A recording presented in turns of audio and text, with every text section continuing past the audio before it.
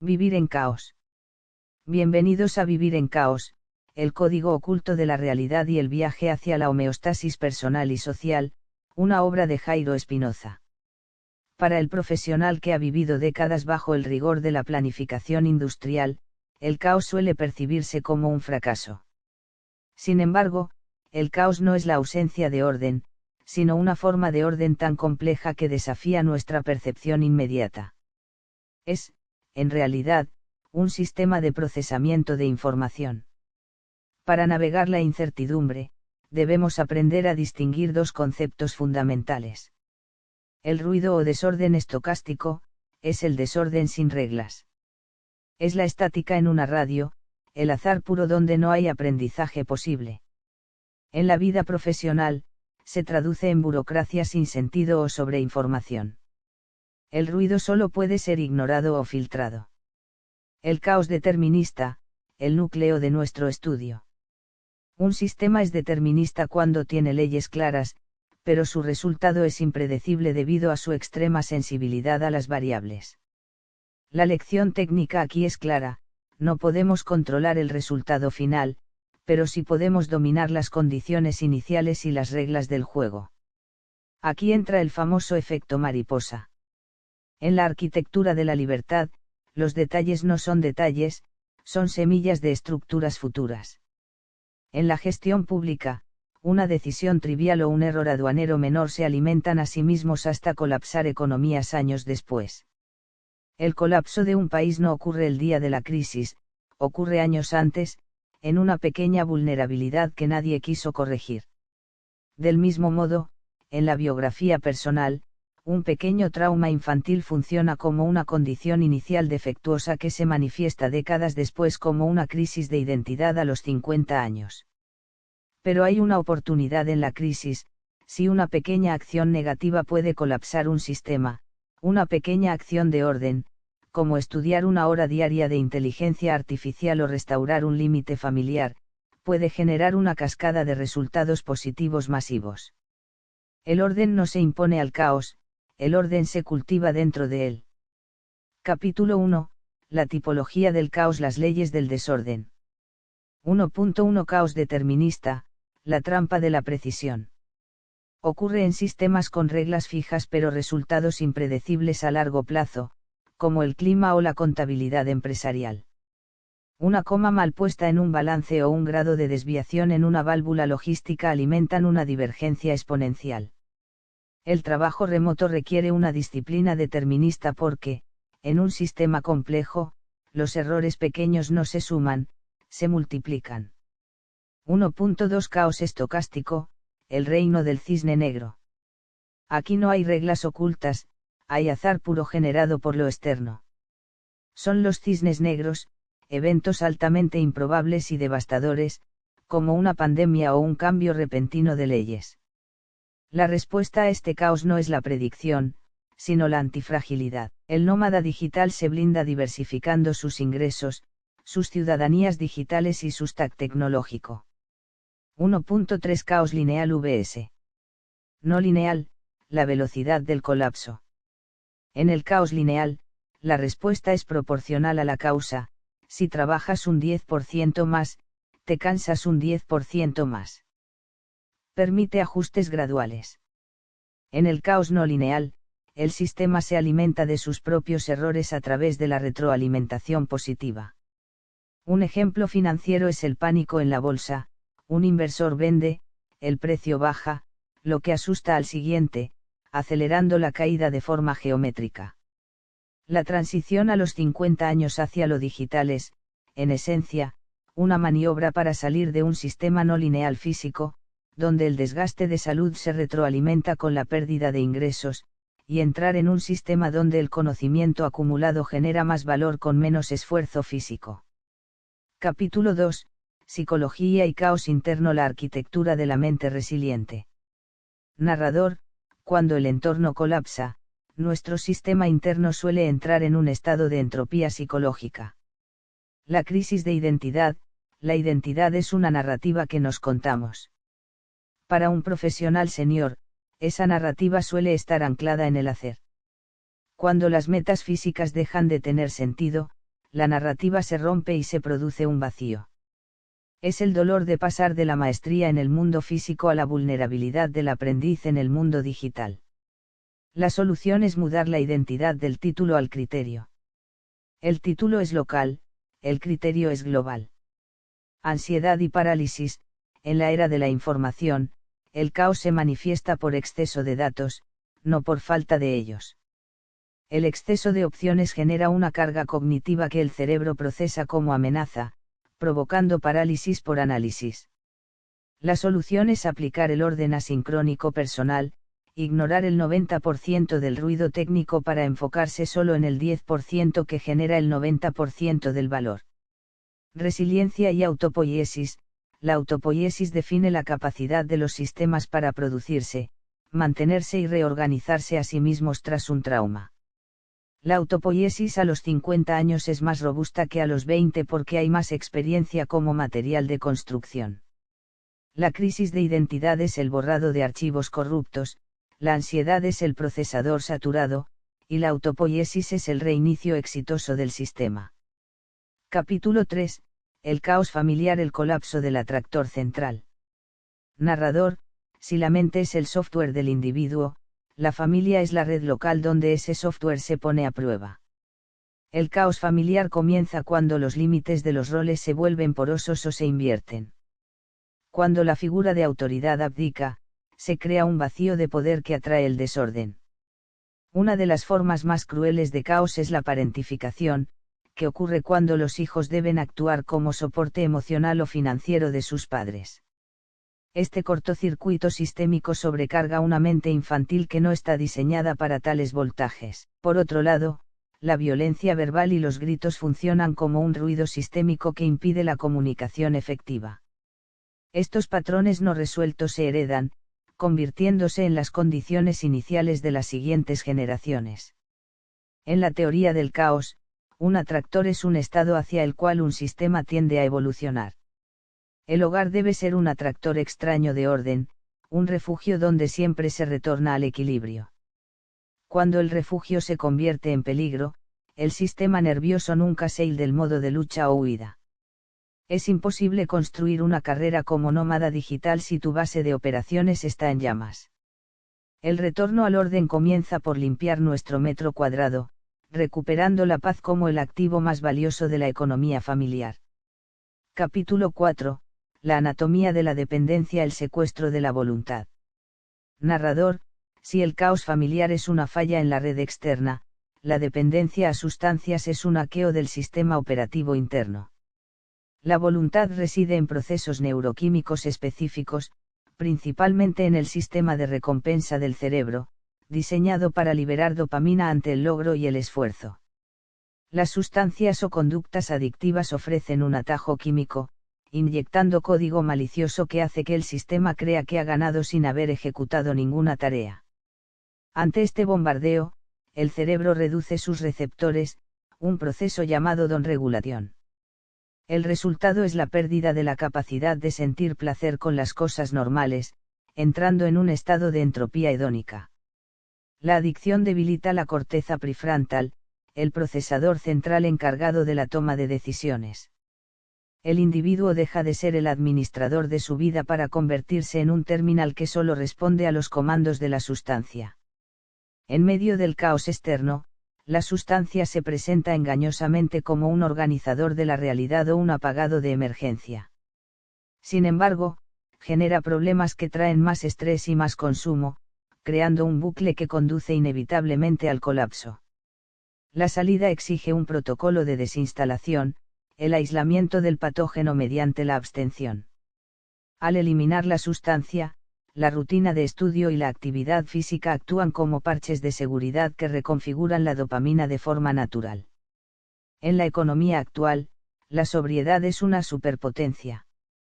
Motor de Ferrari con los frenos de una bicicleta, ese desequilibrio es la fuente del caos conductual. Sin este periodo de inestabilidad, el sistema no ganaría la flexibilidad necesaria para el mundo adulto.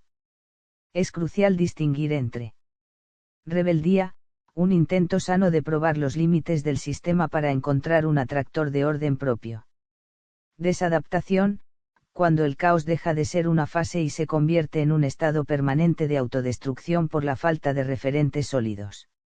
A este escenario se suman las redes sociales, que actúan como un acelerador de partículas de caos. Entrenan al cerebro para saltar de un estímulo a otro en segundos, destruyendo la capacidad de concentración profunda e introduciendo una entropía cognitiva. Al buscar la identidad en el reflejo de los likes, se crea una dependencia extrema de factores externos, globalizando la ansiedad a niveles casi insoportables. El adulto senior debe actuar aquí como un estabilizador de voltaje. Capítulo 5. Caos en la conducta adolescente. La reconfiguración del sistema. Narrador: la adolescencia es, literalmente, una obra en construcción donde la biología destruye parte de la estructura vieja para instalar un sistema operativo más potente. Durante la poda neuronal, el cerebro elimina las conexiones sinápticas que ya no usa para fortalecer las que sí. Es un desorden programado para optimizar el rendimiento futuro. El sistema límbico, emociones e impulsos, madura mucho antes que la corteza prefrontal, juicio y planificación. Imagina un motor de Ferrari con los frenos de una bicicleta, ese desequilibrio es la fuente del caos conductual.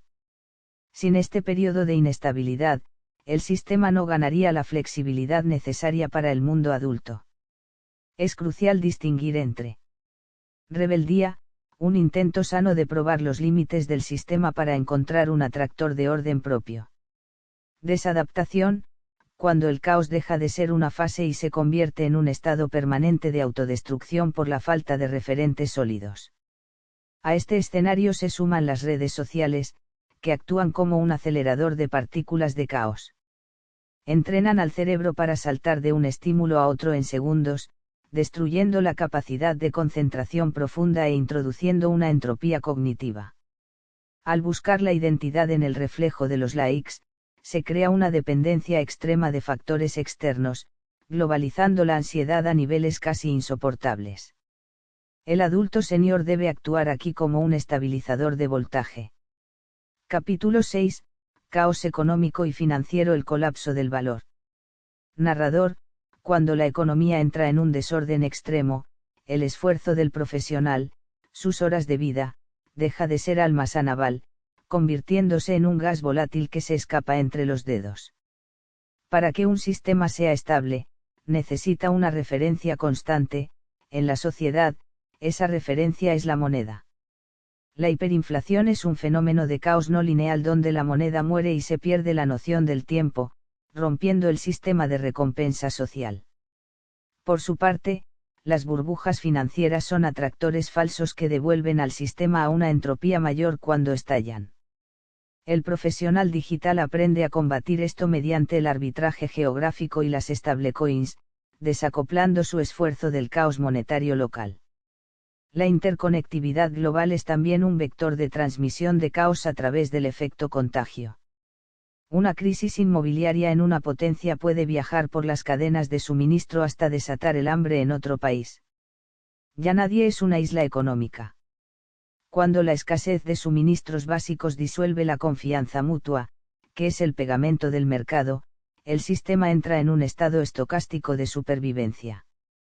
La única forma de combatirlo es la soberanía de recursos y poseer habilidades inalienables, como la ciencia de datos o la inteligencia artificial, que el mercado siempre necesite, sin importar cuán roto esté el sistema. Capítulo 7.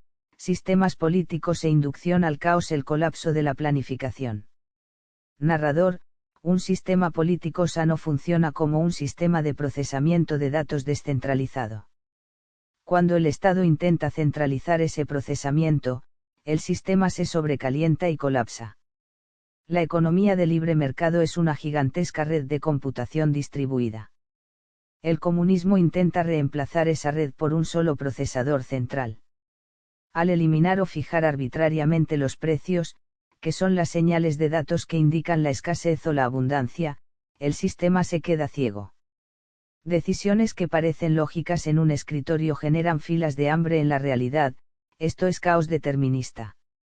Además, al eliminar la propiedad privada, se destruye la unidad mínima de gestión y nadie tiene incentivos para mantener el orden, convirtiendo los activos de una nación en chatarra. La escasez crónica no es un error del comunismo, es su característica técnica al cortar los sensores de retroalimentación. La intervención estatal total actúa como un ruido que distorsiona los incentivos y bloquea la autorregulación natural de la sociedad. Los regímenes totalitarios reemplazan algoritmos fijos, como las leyes claras, por variables volátiles como el humor del líder, creando incertidumbre jurídica constante. La soberanía digital y la deslocalización son formas de cambiar de sistema operativo hacia uno que respete la propiedad y la ley. Capítulo 8. Un país en caos: la anatomía del colapso final.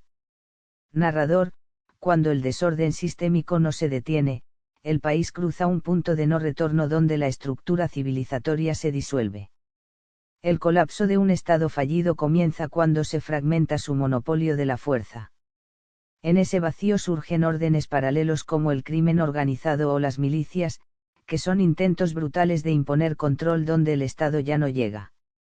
La vida pasa a depender de un caos estocástico de seguridad, mientras la extorsión actúa como un impuesto paralelo que acelera la muerte económica. En termodinámica, cuando un sistema tiene demasiada energía desordenada, las partículas tienden a escapar. En la sociedad, esas partículas son las personas. La migración forzada es la respuesta biológica a un entorno que ya no puede sostener la vida. Al marcharse primero los profesionales y los jóvenes, se genera una fuga de capital humano que hunde al sistema en una retroalimentación negativa. Cuando las instituciones básicas desaparecen, el ser humano retrocede en la escala evolutiva, invirtiendo la pirámide de Maslow para enfocarse exclusivamente en la supervivencia física. La civilidad se percibe como una debilidad y se cae en la ley de la selva.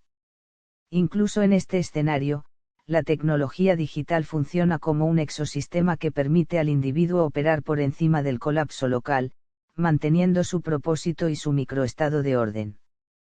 Capítulo 9. Caos ambiental y ecológico: el límite de la biosfera. Narrador: todos los sistemas anteriores están contenidos dentro de uno mayor, el ecosistema planetario.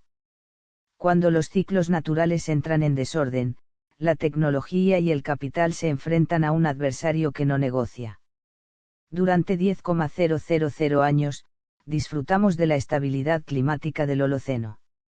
Hoy, esa estabilidad se ha roto por la alteración de los ciclos biogeoquímicos, inyectando una energía masiva que aumenta la entropía del planeta. El clima tiene umbrales o puntos de no retorno donde un pequeño cambio genera una retroalimentación imparable. La planificación ahora debe ser climatológicamente consciente. Los desastres naturales son manifestaciones físicas del caos estocástico que pueden destruir décadas de infraestructura en horas. La seguridad física ya no está garantizada por el nombre de un país, sino por su resiliencia climática.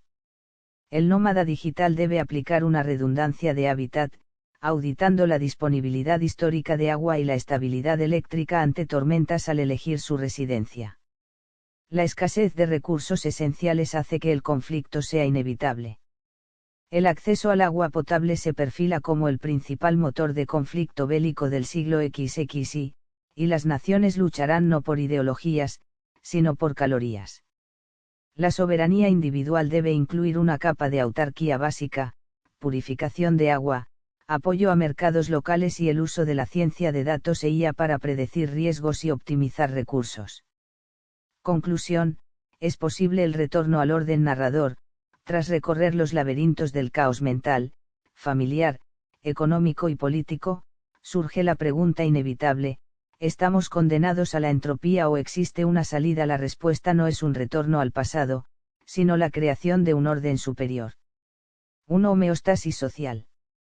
Así como un organismo mantiene su estabilidad interna frente a cambios externos, la sociedad genera anticuerpos ante el desorden extremo.